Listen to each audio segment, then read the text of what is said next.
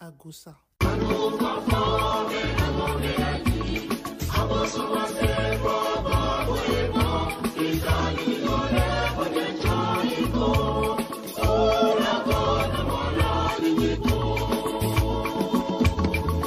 Bienvenue sur Dida Facile, là où vous saurez tout sur le pays d'Ida. À Divo, au cœur du pays d'Ida, un rythme est né, un rythme sacré, profondément enraciné dans la tradition qui allait transformer à jamais la manière de louer Dieu.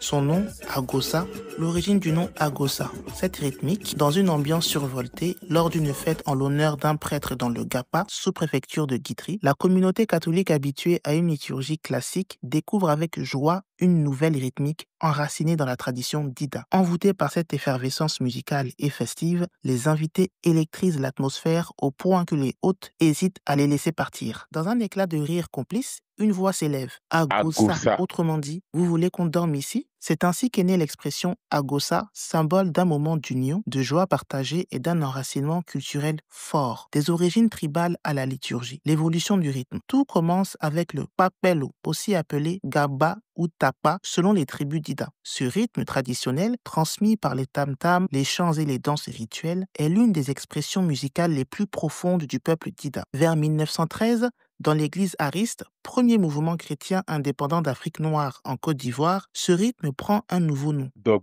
Il fait alors son entrée dans l'univers spirituel, devenant un pont entre tradition et foi. Dans les années 1970, une nouvelle génération d'Ida, catholique et inspirée, décide donc de réinventer cette rythmique. À Divo, la chorale Sainte-Jeanne d'Arc devient le berceau de ce renouveau. Sous l'impulsion du visionnaire Guigui Lébré-Charles de la sous-préfecture de Nebo, maître de chœur, et du talentueux batteur Akechi de Briboré, le doblo est adapté à la liturgie catholique. Un nouveau rythme sacré est né, Agosa, un rythme vivant, enraciné, lumineux, un acte de foi incarné, une rencontre historique. C'est au grand séminaire d'Anyama, lors d'une journée porte ouverte, que Guigui Lébré rencontre un jeune chef de chœur promoteur, Jean-Blaise Nyongo Atemene de Yokobui. Quelques échanges, des révélations familiales, Jean-Blaise est leur neveu, et bientôt leur héritier musical. Ordonné prêtre, Jean-Blaise Atemene va bien au-delà de l'interprétation. Il structure l'Agosa, le codifie, lui donne une profondeur théologique et liturgique unique. Il forme des chefs de chœur, initie à la lecture de partitions.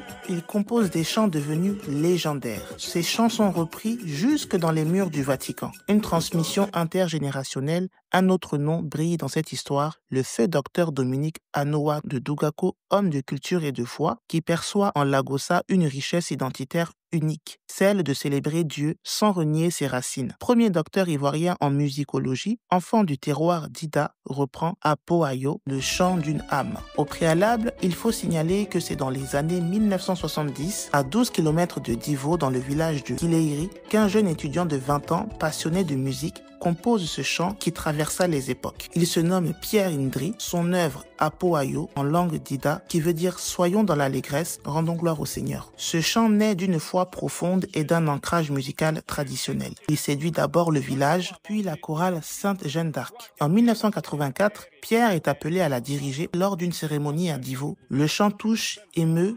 bouleverse. Parmi l'assistance ce jour-là, feu docteur Dominique Anoa, le maestro séduit, il reprend le morceau avec sa chorale, la maîtrise de Yopougon. En 1990, il le fait entendre devant le pape Jean-Paul II à l'inauguration de la basilique Notre-Dame de la Paix de Yamoussoukro. Apo-Ayo entre dans l'histoire, un héritage vivant, mais malheureusement ignoré. Guigui Lébré-Charles, Akechi de Briboré, Jean-Blaise Atemene, Ndri Pierre et Dr Anoa, 5 hommes, 5 piliers, 5 voix. Ils ont donné à l'Église catholique en Côte d'Ivoire une identité musicale propre. Ils ont fait résonner la foi à travers une culture vivante et digne. Et pourtant, où sont les hommages?